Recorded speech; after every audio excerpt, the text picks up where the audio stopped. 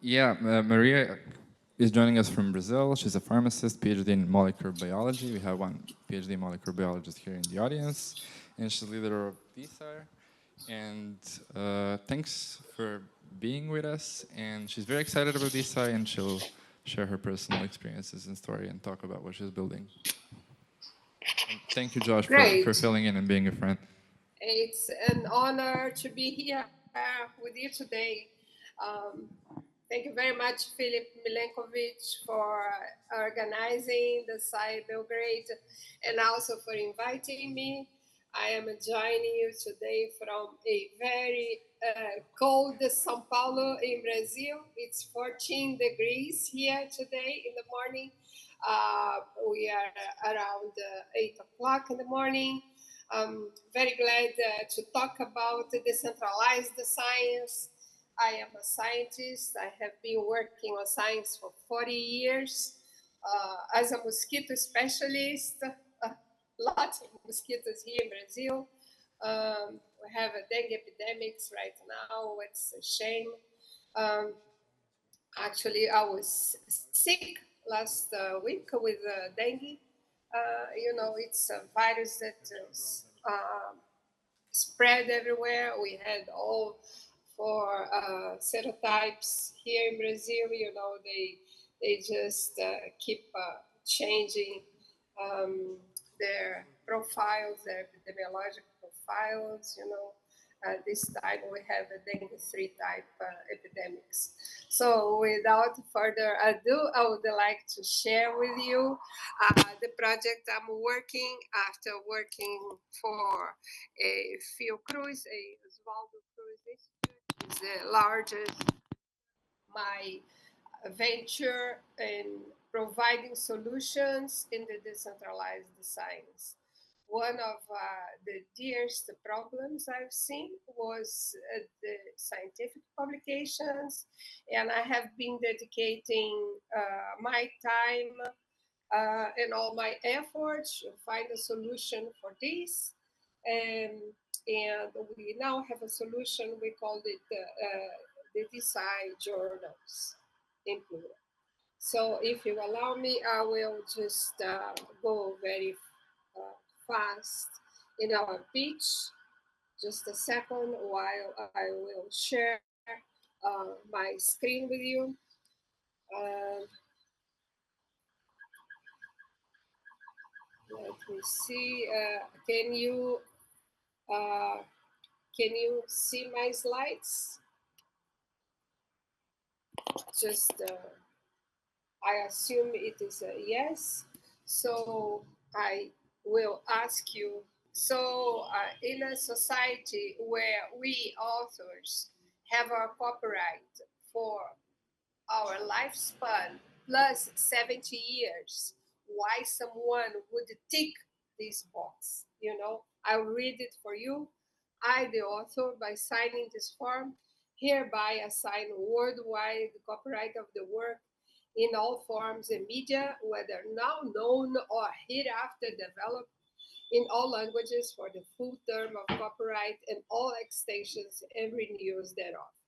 Why someone would just give up their copyright? And I believe this is in the name of the H index. It's a factor where people cite you, the impact factor of the journal. It doesn't belong to you, it belongs to the journal. And moreover, prestige. So we created the DeSci journals. We are in a version 2 right now as a decentralized science publications platform where communities can operate as digital cooperatives for publishing scientific and technical content. This is our Genesis team. I have a dream team with me, my dear friend Danilo Mello, Danielle, Sebastian, and a team of advisors, very well versed in business, blockchain, and community development.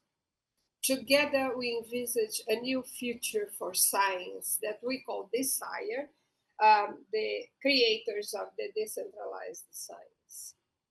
The problem is that during scientific publication process nowadays, peer review is unpaid, as you well know. Um, Editors and reviewers don't get paid for their work, and they really work very hard to make sure that we have the best paper published. Um, Publication process is also very expensive in my area, that is the public health. We pay like $2,000 to $6,000 per paper, and in the end, our copyright is expropriated from us. And this feeds a industry that's as big as the music industry. And this is the unfair part, you know. It generates $26 billion per year. And I'm going to say it again, it's as big as the music industry. The process is very cumbersome, it takes from days to weeks only to submit. You have to choose the right journal. It has like 50,000 titles worldwide. Every journal has a different submission format. You pass through many rounds of revision. Rejections are very high. And this is part of the business, so that you don't feel fit for them and you end up paying whatever they ask. And as I said, this is from 2 to 6,000 per paper. You also pay for open access. It means for other people to be able to read your paper. You pay from $2,000 to $4,000 per one paper. Some journals, they even charge like $11,000 per one paper. So in the end, you do not have anything. Your copyright is just gone. This is a huge market, 50,000 titles, 3 million papers published per year, 7 million submitted. It means that 4 million papers are rejected per year, feeding a $26 billion industry. Here we have our solution, 100% copyright for the owner, easy, affordable, using Web3 technologies, collaborative, and in a way give you fund for your own work support. This is how it looks like today. You can come in and you can submit your paper or even submit your journal if you're part of an association or a community. And we also accept proceedings of abstracts of conferences and things like that. We are very glad that we have a very swift submission, only one page. We ask only the essentials for people to be able to submit their papers. We also introduce the percentage of authorship, and we give you the power to choose if you publish open access or it's going to be paid access, and how much you will charge for your paper. So our experience is very swift, as I said, one page, $180 per submission. This is 10x less than the usual industry standards. We accept crypto. We have a 2 month target from submission to publication, and your paper is going to be a construction of your intellectual asset as an NFT paper. We have some obstacles to overcome. A crypto jurisdiction. Actually, we have incorporated in Prospera, and this is a zone of special development in Honduras, a crypto-friendly jurisdiction.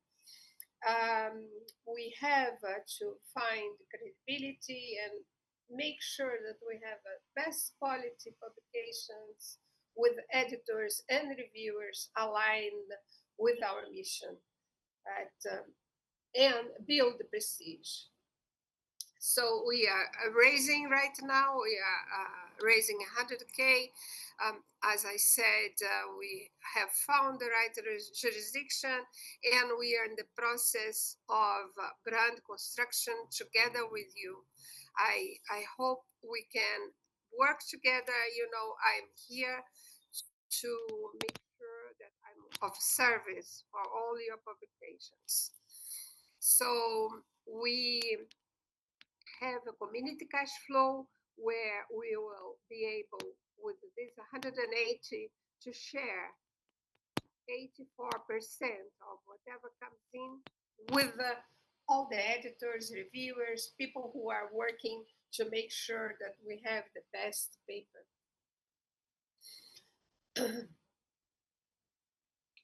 If we succeed, we will change science entirely. And we are doing this already, aren't we? So we want a faster advancement for human knowledge together with you. I hope we can work together in the future. And I put myself at your disposal. I will stop sharing my screen right now. And really loved to hear if you have any questions, or if you want to discuss anything right now. I'm here. Not sure about the format, Alexander and Philip, but this is the end of my presentation, and I hope I can answer any questions that you have. Thank you very much.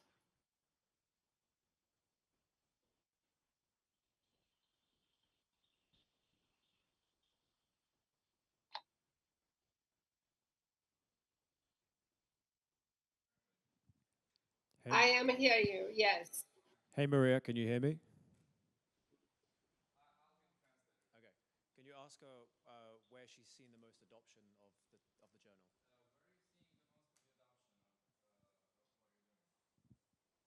With thank you for the question. Yes, with the young people, we have here in Brazil a very successful post-graduation program. The first PhD ever to get a title from Brazil happened in the year I was born, in 1961. And right now we have like 25,000 PhDs per year. Every year we give titles to people, and 50,000 MSCs. So this is highly talented people who cannot go back to academia. They are going to industries, even other industries that are not the scientific industry. And they want, sorry, just a second. They really want to have their publications out, and this is the people who are really willing to change the way things are done.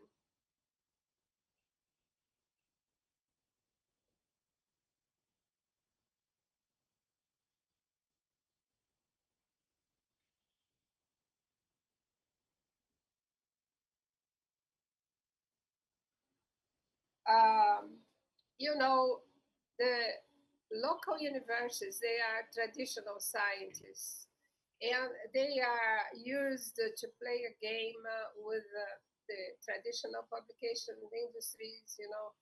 They are really concerned about impact factors. Impact factor is something that it pervaded all the way science is done, with the agencies, with the way people are promoted, and inside their departments, they are judged by those impact factors that belong to the journals. So I would not say that they are prepared and willing to change the way this game is played. This is my perception. I would say less than 1% of the people I spoke would like to try something different, would like to have an alternative. All the others, they are really into the traditional game. Yeah, Shelley, thank you for your question. Yeah, in fact, I think it should come from above, like you're saying, because as I replied before, the people who are in the game, um, and the scientists, actors, they cannot really change many rules. Well, maybe if we revolt, we can change, but right now people are more worried about funding, getting money for their researchers, so they are not really willing to change from bottom up. So maybe this is a very good concern and idea, for us to talk to these people who are funding, because as I showed, a lot of money goes for publications, a lot. And if here in Brazil, if you have to pay $6,000, and this is like 30,000 Brazilian reais, it's the exchange rate is really against us now. It's 5 times $1. You will have to choose if you will buy reagents or if you will buy for your results to be published. You see, it's really unfair. So maybe I think it's a very good idea, and maybe you just gave me an idea to go after those people who are giving money and say, look, uh, there there is a different way and a better way for you to spend your money. So thank you, Shelley, and I hope we can have a one-to-one after the DeSci Belgrade, and talk how we can collaborate. And I love this idea. Thanks. Thank you for having me. All right, have a great day. Thank you. Bye bye. See you soon.